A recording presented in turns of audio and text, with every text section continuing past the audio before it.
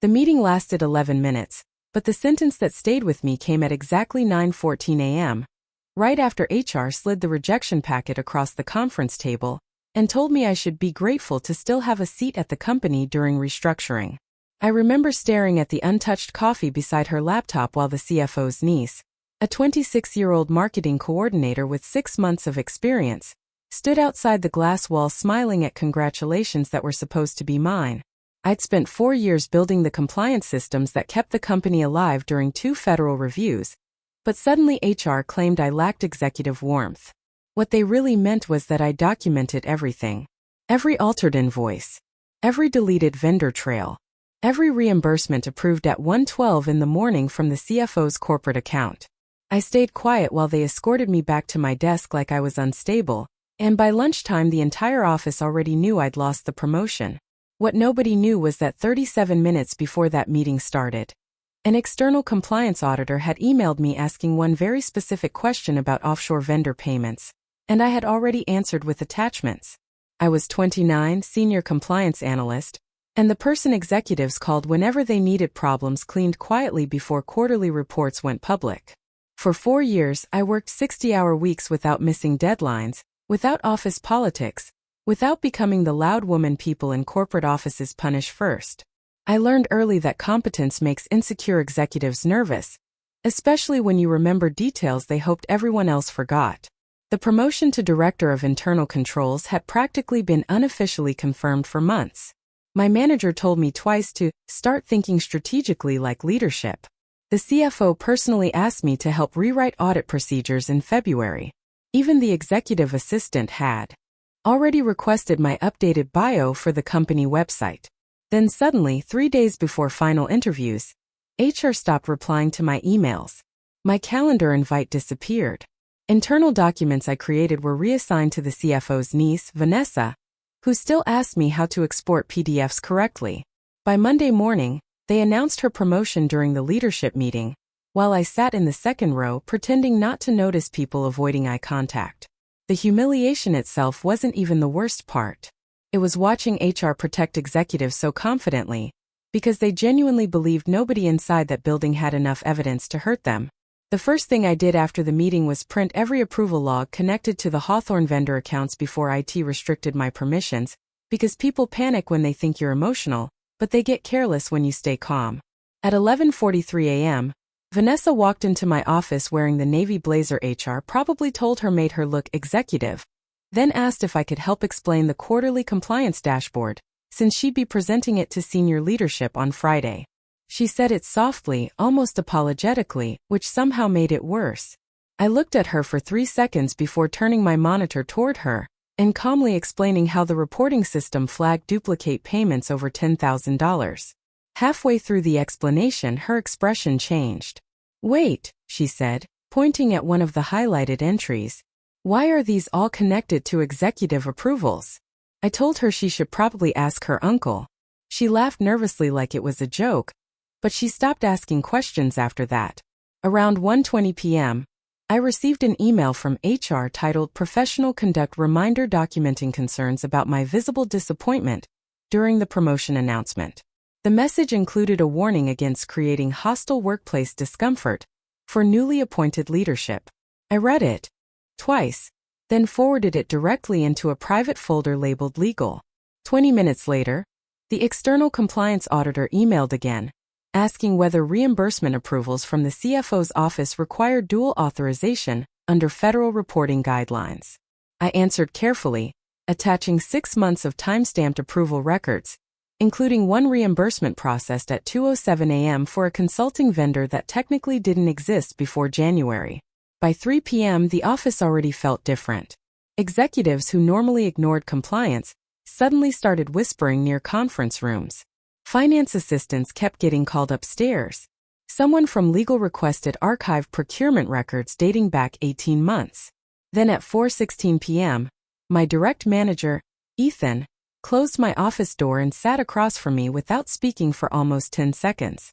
"You need to stop responding to external requests without executive review," he finally said. I asked whether he meant legally protected compliance inquiries. He rubbed his forehead. "Claire, I'm trying to help you here. That sentence almost made me laugh because men in corporate offices always say they're trying to help right before asking women to protect someone more powerful. He lowered his voice and admitted the board had become aware of possible reporting inconsistencies, but insisted it was routine. Then he asked whether I'd shared internal documentation outside approved channels. I told him external auditors were approved channels according to the policy manual I personally wrote last year. His jaw tightened immediately. "You're making this harder than it needs to be." No, I thought. I was making it traceable. After he left, I opened the company expense archive and compared reimbursement timestamps against security badge entries from executive floors. That's when I noticed something strange. Several high-value consulting payments had been approved on weekends when the CFO wasn't even physically inside the building. Same approval code, same authorization signature, different locations. I exported everything onto an encrypted drive at exactly 5:42 p.m., 3 minutes before my remote access privileges were suddenly suspended without warning. The timing told me everything. They weren't worried about my attitude anymore. They were worried about what I already knew. Then at 6:11 p.m., while I sat alone in the parking garage debating whether to call an employment attorney, my phone lit up with a message from Vanessa. Only 7 words. I don't think they told me everything. Vanessa called me at 9:38 that night from a private number, speaking so quietly I could barely hear traffic behind her, and the first thing she said was, "I think my uncle used my promotion to bury something." I didn't answer immediately because panic makes people unreliable, but guilt makes them useful.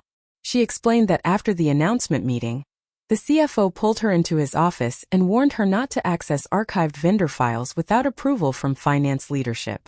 According to Vanessa, he sounded less angry than scared. That detail mattered. Executives who think they're untouchable don't get scared over spreadsheets. Then she admitted something else. The director role they gave her technically didn't exist in the approved restructuring documents submitted to the board in March. Her salary increase had been coded under temporary operational reassignment, which meant someone bypassed formal approval channels to install her quietly before quarter-end reporting. I leaned back against my kitchen counter listening carefully while she cried once, briefly, then forced herself calm again. "Claire, did they fire someone for this position before giving it to me?" I told her no. They just erased the process entirely. The silence after that lasted almost 15 seconds. Around midnight, she forwarded me screenshots from an internal finance chat, accidentally left open during a leadership meeting. One message from the CFO read, "Keep compliance isolated until audit closes." Another from HR said, "We already documented behavioral concerns if termination becomes necessary." I stared at the screen for a long time after reading that because it confirmed exactly what I suspected. They weren't managing performance anymore. They were building legal protection. The next morning, I arrived at the office and immediately felt the temperature shift. Security guards who normally smiled avoided eye contact. HR conference rooms were occupied before 8 a.m. Legal assistants carried banker boxes between floors while executives kept shutting doors mid-conversation whenever I walked past. At 9:12 a.m., Ethan called an emergency department meeting and announced that all compliance communications now required executive authorization to ensure consistency during the audit process. Nobody spoke.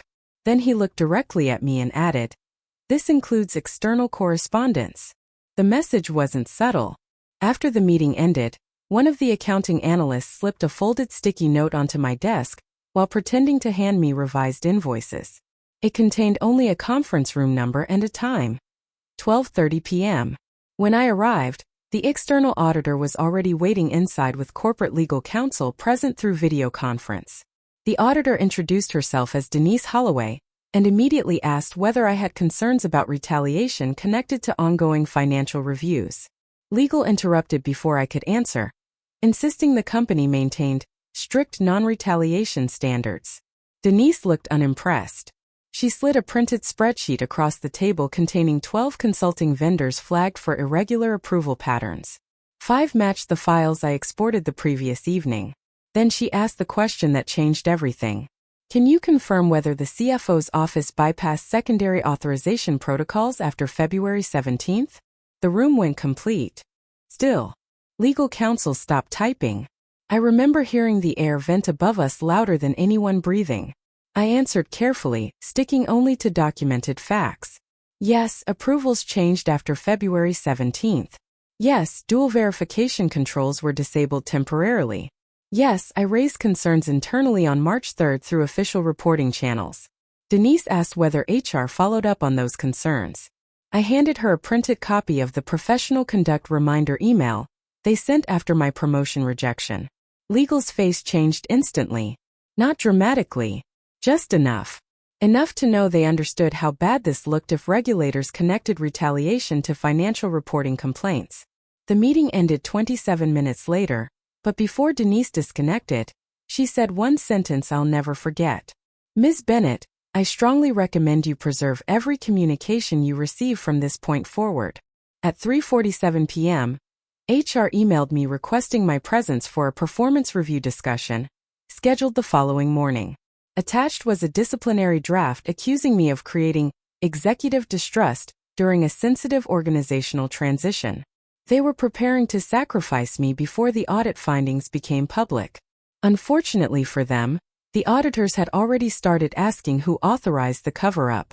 Walked into the HR meeting the next morning wearing the same cream blouse I'd worn during my final promotion interview. Because there's something satisfying about letting people realize too late that the version of you they underestimated never actually disappeared. The room contained exactly who I expected. The HR director, Ethan, corporate counsel on speakerphone, and Vanessa sitting quietly near the end of the table looking like she hadn't slept.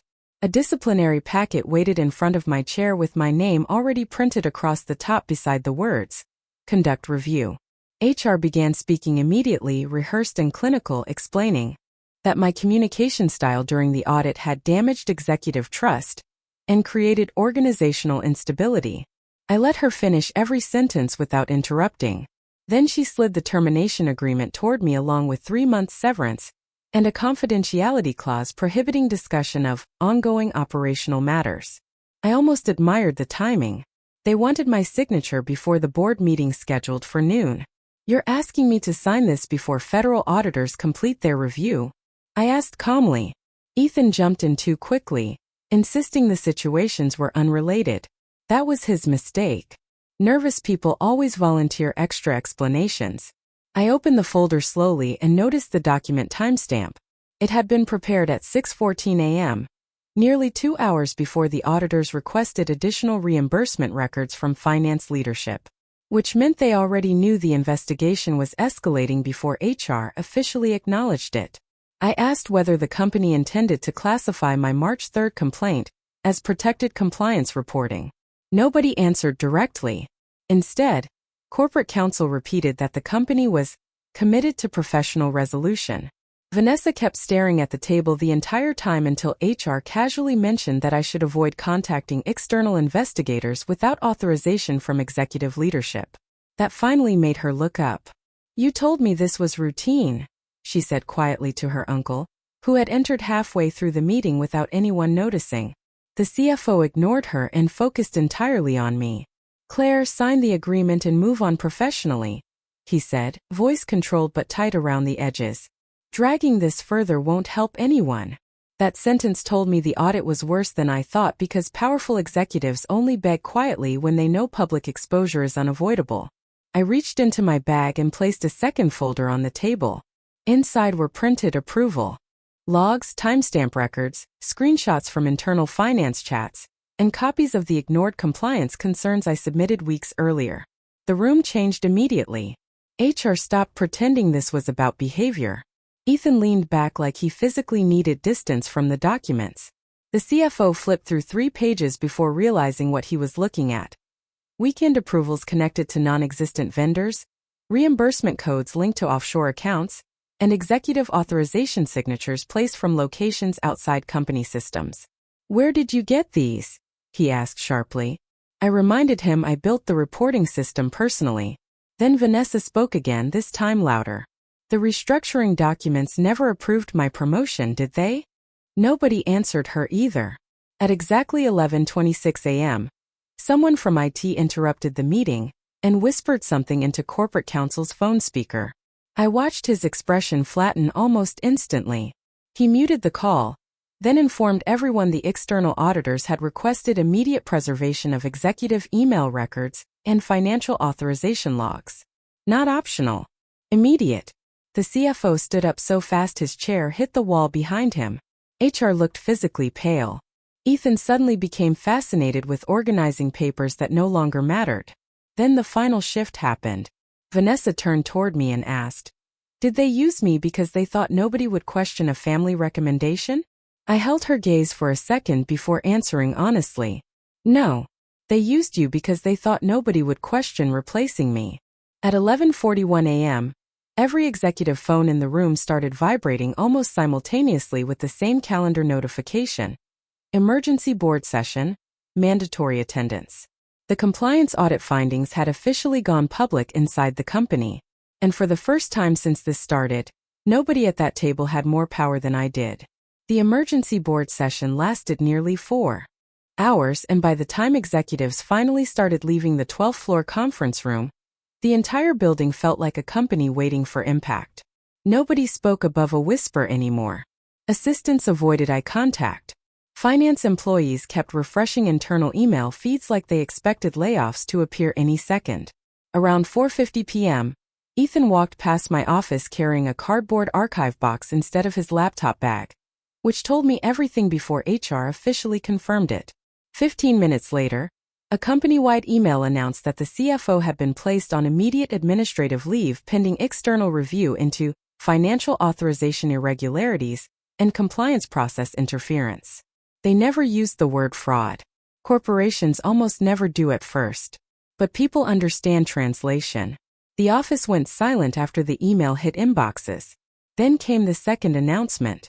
The board had initiated an independent investigation into retaliatory conduct connected to protected reporting complaints.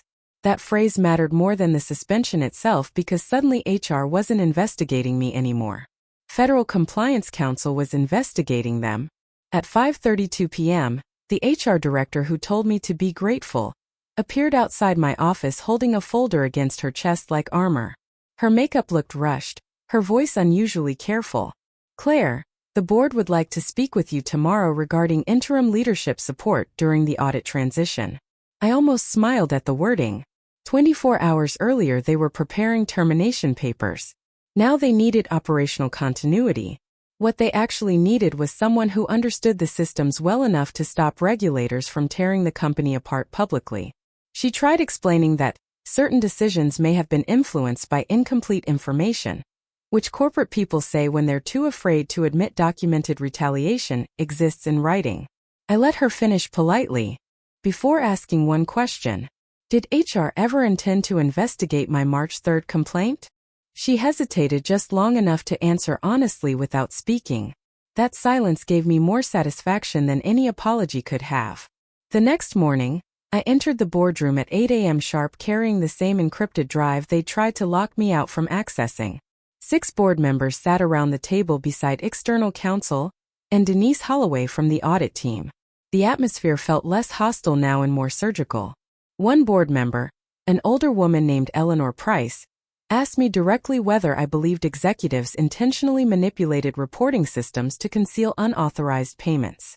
I answered carefully, walking them through timestamps, disabled verification protocols, reimbursement patterns, and the exact dates internal concerns were ignored. Nobody interrupted once. Then Denise added something that shifted the room permanently. According to preliminary findings, several vendors connected to the unauthorized payments were tied to shell consulting entities benefiting senior executives personally. The amount under review had already exceeded 8 figures. One board member actually removed his glasses and stared at the table after hearing that number. Eleanor asked why I never escalated concerns publicly sooner. I told her the truth. Because women in corporate environments are trained very early to survive quietly before we ever learn how to fight publicly. Nobody spoke for several seconds after that. Then, unexpectedly, Eleanor slid a folder across the table toward me. Inside was an interim appointment agreement naming me acting director of internal controls during the restructuring investigation. Same title. Same office. Higher compensation than the original promotion package they gave Vanessa. The board believes the company requires credible leadership immediately. she said. I signed the agreement calmly at 9:14 a.m., exactly 24 hours after. HR told me to be grateful for still having a seat at the company. As I left the boardroom, I passed the HR director standing near reception while security escorted the former CFO toward the elevator lobby in complete silence. He looked at me once, exhausted and furious, probably expecting some dramatic reaction after everything that happened. But I just adjusted the folder under my arm and kept walking, because the most satisfying part of revenge was never watching powerful people collapse. It was watching them realize the quiet woman they dismissed had documented every step of the fall before it even started. 3 months later, the company finalized executive terminations, federal investigators expanded the financial review, and the board permanently offered me the director position they once said I wasn't warm enough to handle. Vanessa resigned before the investigation closed and sent me a handwritten apology that I still keep in my desk drawer, because she was never really the villain in the story. Just another person used by executives who believed power protected them from consequences. HR quietly restructured leadership policies after regulators reviewed the retaliation complaints, and suddenly the same people who once called me difficult started describing me as exceptionally composed under pressure. Corporate language changes quickly when liability enters the room. Sometimes I still think about that morning in the conference room when they told me to be grateful. What they meant was, stay quiet, accept the humiliation, and disappear professionally before anyone important noticed. But silence becomes dangerous for the wrong people when the woman they underestimated was paying attention the entire time. I didn't win because I screamed louder. I won because I stayed calm long enough to let the truth corner them publicly. If you've ever stayed silent while people underestimated you, subscribe. Because some stories deserve to be heard till the very end.